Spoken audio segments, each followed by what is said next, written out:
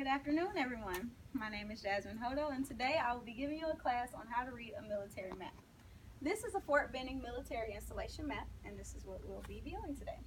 So, have you ever been lost somewhere where you don't have a phone, you don't have a Garmin, any of those little fancy devices people use to find directions to things? Well, a good skill to have is map reading. In the Army, it's a basic skill level 1 task to be able to read a map. So what is a map? A map is a representation of a portion of the Earth's surface drawn to scale as seen from above.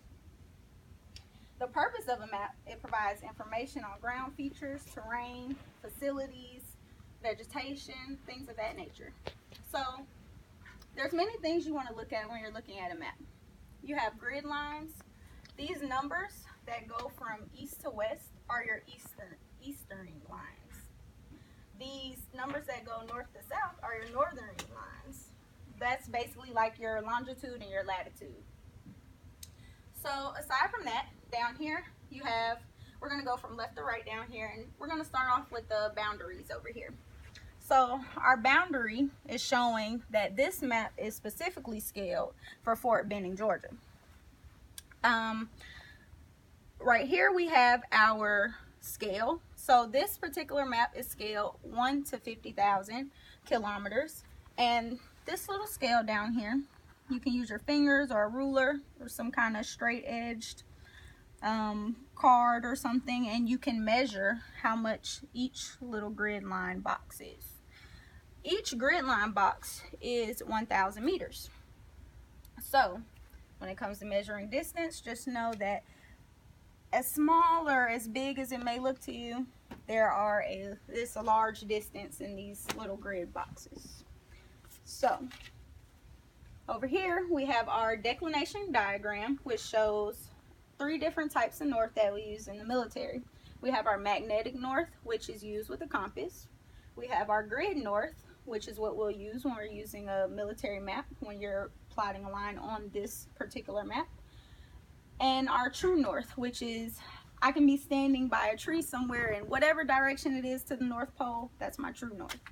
So if you look closely at the different types of north, you see that they kind of vary from each other as far as the direction, because this is the way we measure our norths depending on what we're using, whether it be a compass, a grid as we have here, or just the true north.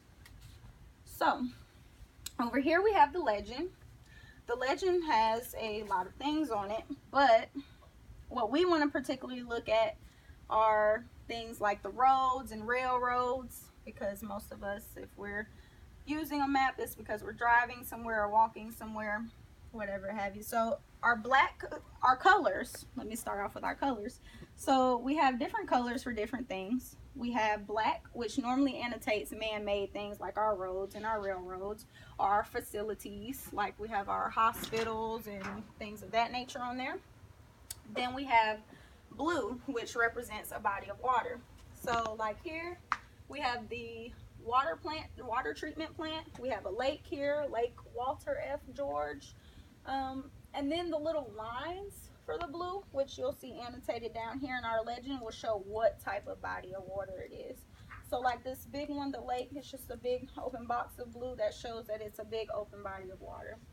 The lines are normally going to show your streams, or you have your streams and your smaller lake areas. Then we have green, which normally annotates some type of vegetation. In the military, when we're looking at vegetation, we're normally looking for somewhere to take cover and concealment, depending on where we are or what we're doing, some kind of training, a deployment, or what have you. Other little things on here that are annotated, we have like our urban areas, which are annotated by a reddish brown color, which is here. This particularly is showing the city of Columbus, which is right outside of Fort Benning. So that is our urban area. And also we have brown, which shows relief features. So that would be our smaller areas in here. Okay, you may not be able to see. So now that we've seen our legend, now that you know what a map is, and what to use it for, we're now going to talk about how to plot a point on a map. So for this particular map, we're going to use a 4-digit grid because it's very simple. It's going to get you within 1,000 meters of your target. It's really far, but the military has different ways to get you closer to your target. We have a 4-grid coordinate, which will get you within 1,000 meters, a 6-grid coordinate, which will get you within 100 meters, and a 8-digit grid that will get you in between 10 meters of your target.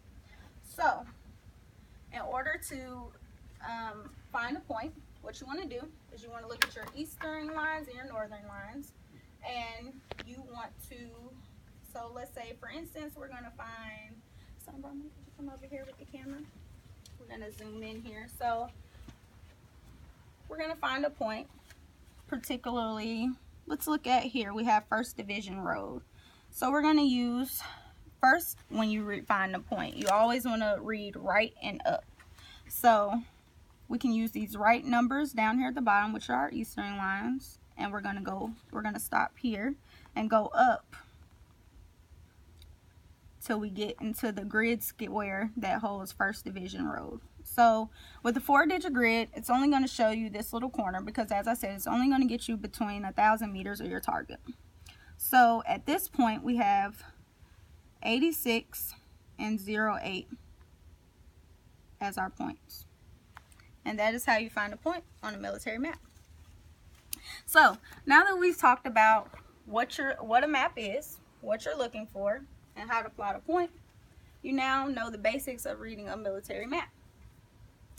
Always look for your legend. You always want to know your distance in between each grid square. And you also want to be able to use terrain association to find whatever it is that you're looking for on a map. And that is how to read a military map.